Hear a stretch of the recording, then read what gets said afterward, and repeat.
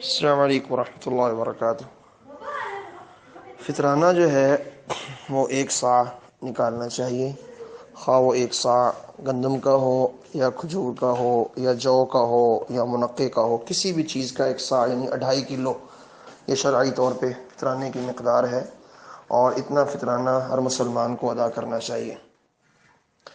تو اور اس کا ادائیگی کا جو وقت ہے یہ رمضان کے مہینے کے اندر، رمضان کے مقدس مہینے میں عید الفطر کی نماز کی طرف جانے سے پہلے رسول اللہ صلی اللہ علیہ وسلم نے یہ حکم دیا ہے کہ اس کو نماز کی طرف جانے سے پہلے ادا کیا جائے۔ جو بعد میں ادا کرے گا اس کا عام صدقہ لکھا جائے گا، فطرانہ نہیں لکھا جائے گا، اور رمضان کے آخری دن ہی اس کو ادا کرنا زیادہ بہتر ہے۔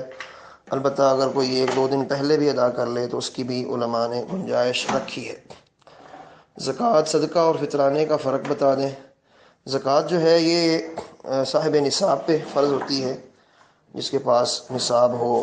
اگر سونا ہے تو 7.5 تولے، چاندی ہے تو 52.5 تولے، اور اونٹ ہیں تو 5 ہو کم از کم تو پھر زکوٰۃ ہے، بکریاں ہیں کم از کم 40 ہوں پھر زکوٰۃ۔ تو زکوٰۃ ہے ان چیزوں میں۔ زکوٰۃ کی ایک دوسری شکل ہے جس کو عشر کہتے ہیں، جس کا تعلق زمین کی پیداوار سے۔